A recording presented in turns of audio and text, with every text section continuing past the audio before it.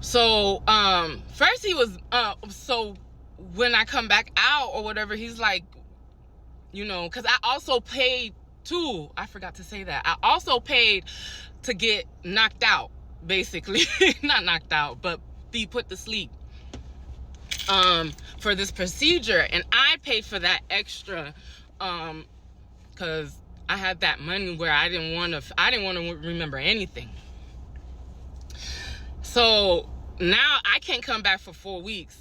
I'm walking around here. Nobody knows that I'm pregnant. So I also forgot to say, like, my sister ended up starting to work at the restaurant with me.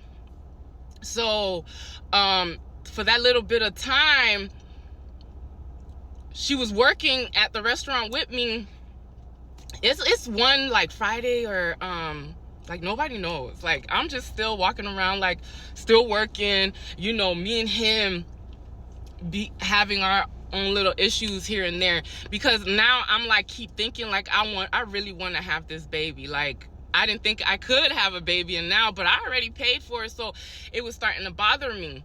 So it was one particular night, I'm closing and my sister was working that night. It was real slow. Guess who walks through the door? It's our ex-best friend.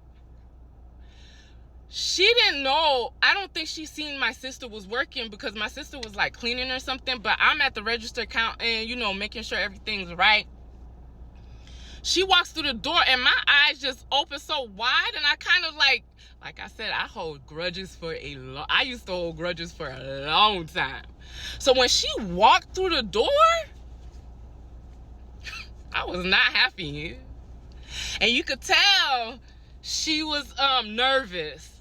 It must have been months after that incident she came in. But you can tell she was nervous, and she was like, "Can I talk to you?" I was like, "Okay." I don't know what you got to say to me, because yeah. So we go outside, and she apologized for how everything went, what was going, like, I didn't really, I guess the unit on my face, I got a resting bitch face. Like, I know I do. So when I'm mad, I think you could see the whole fury on my face.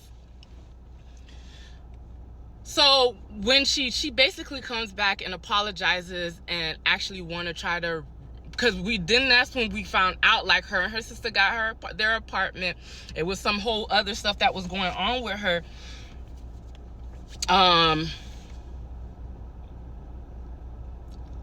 And she apologized. But me being me, I was like, oh, well, I can't forgive you. I'm not there with you, because to me, that was still fresh. And, like, it was not even her I wanted to attack. It was her sister I wanted to get at. Because, mind you, our ex-best friend and my sister were friends first before I was introduced into the clique.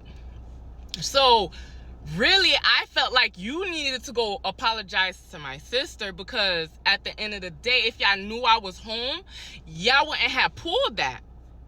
And because her sister had so much balls that day, I was ready. But once again, we were kids. Like, you think about it now, it's like it was really over misunderstanding, miscommunication. So I come back in and my sister's like, "Who's that?" I was like, "Oh, that was our best friend. She came to apologize. I told her she needed to talk." My sister ran out of that restaurant trying to look for her, but I think because of the way I kind of brushed her off, she must have hit that curb and was gone, because my sister was like, she's not in the parking lot anymore. I was like, oh, whatever. So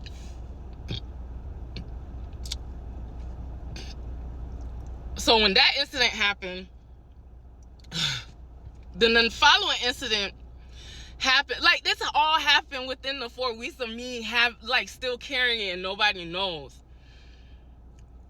he's now pressuring me, so he makes me sign up to get my GED or whatever, and he's asking because they was like, I'm gonna have to come to school, but they was like, since you so freshly out of high school, why don't you try to take the test and see if you could pass it the first time? And I'm like, I'm not that smart I know I'm not gonna be that smart to pass it on the first try, you know what I'm saying? I was like, that's why I didn't finish school.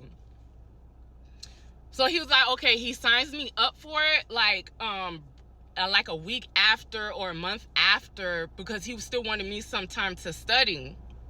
So now it was time for me. He wanted me to start driving. So we're going, I don't know where we were going, and he was speeding through a school zone trying to get to the DMV.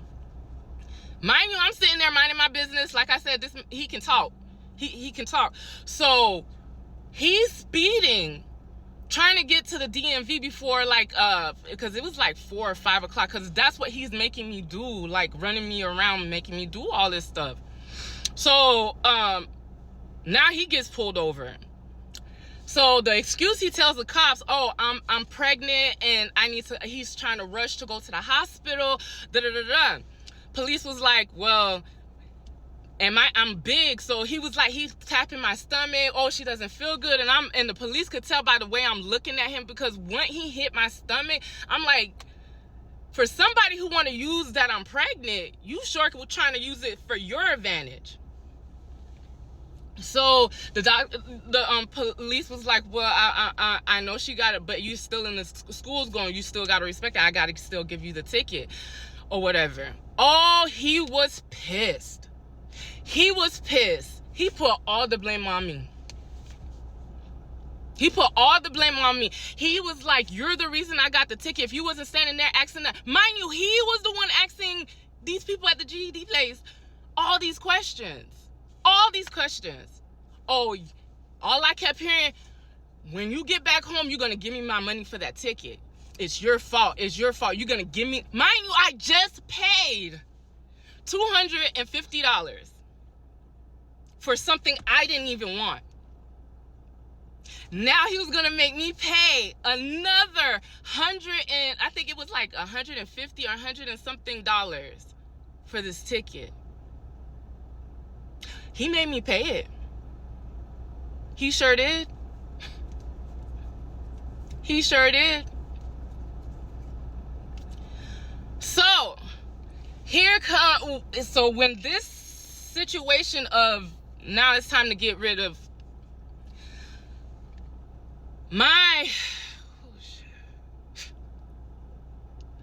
we go to the place. Now it's different. When I go in there to go get the procedure, oh, they're checking. My chaperone's in there. He's not checking me like he did the first time. They do it correctly. So before they administrate, of course, they're going to ask you your weight. I lied about how much even though I got on the scale or whatever, I still told them a lesser amount that I weighed. So mind you, I paid to be completely asleep. How about during the procedure, I wake up in the middle of it, literally waking up in the middle of feeling them literally scraping me. When they realized that I was awake, because I started crying, I remember I started crying, moaning. They had to give me another shot or something like that, because the first time they went off my weight. So it wore off quicker. Them not knowing, because they still, they still went off of the weight that I was when I first came in. I done gained more weight.